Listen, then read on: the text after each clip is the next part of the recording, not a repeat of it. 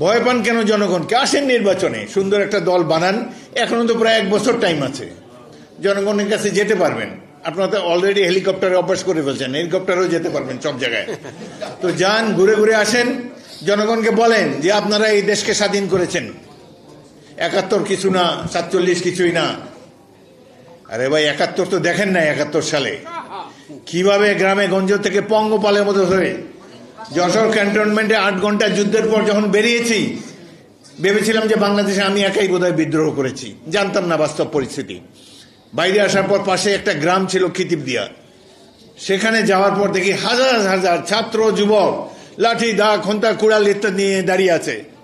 বলে স্যার অস্ত্র দেন, যুদ্ধ করব। এদের মধ্যে থেকে 500 ছাত্রকে আমি ভর্তি করেছিলাম আমার ব্যাটালিয়নে, যার 100 জীবন দিয়েছে রণাঙ্গনে।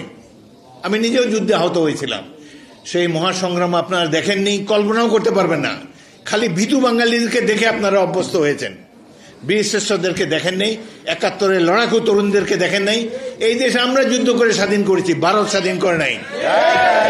ভারতের অংশগ্রহণ না হলেও আমরা দেশ স্বাধীন হতাম। এখন সীমান্তে আমার প্রতিবেশী দেশ আবার গন্ডগোল শুরু করেছে।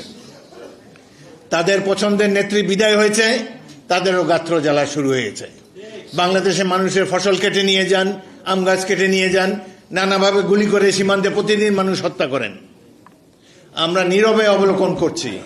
ভুলে যাবেন না, এই দেশটা যুদ্ধ করে আমরা 71 সালে স্বাধীন করেছি। প্রয়োজন হয় আবারও ইনশাআল্লাহ আমরা যুদ্ধের ময়দানে।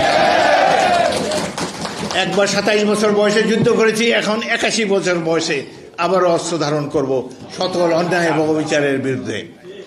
সুতরাং বিএনপি যদি দায়িত্ব পায় নির্বাচনের মাধ্যমে, আমি বারবার বলেছি আমরা এই দেশের তরুণ সমাজকে মিলিটারি ট্রেনিং দেব, কম্পালসারি মিলিটারি ট্রেনিং দেব অন্যান্য উন্নত বিশ্বের রাষ্ট্রের মতো, যাতে করে আমাদের এই স্বাধীনতা সার্বভৌমত্ব নিয়ে কেউ কোনো ধরনের ছিনিমিনি খেলতে না পারে।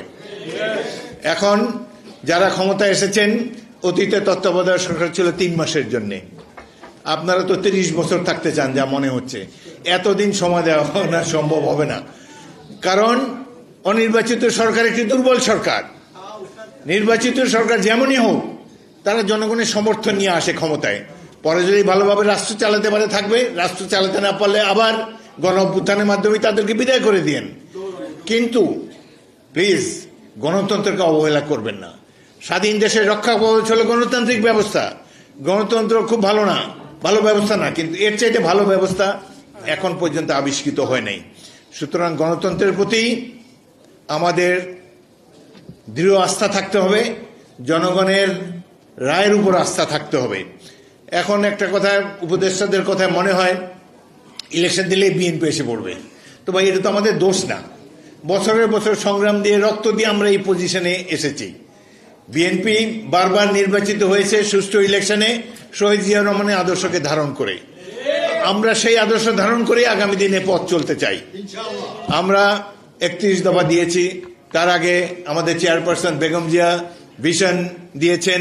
আমরা সব দিক দিয়েই গণতান্ত্রিক ব্যবস্থাকে শিরোধার্য করে একটি কল্যাণ রাষ্ট্র গড়ে তুলতে চাই। সুতরাং নির্বাচনকে ভয় পাবেন না। বিএনপি যে নির্বাচনে বিজয়ী হবে এটা তো কোনো গ্যারান্টি নাই। আপনাদের যে নূতন দল করতে যাচ্ছেন ক্ষমতা থেকে বেরিয়ে আসে দলটা করেন। কারণ ক্ষমতায় থাকলে আপনাদের নিরপেক্ষতা নিয়ে প্রশ্ন উঠলে তখন দেশের মানুষ অসন্তুষ্ট হবে।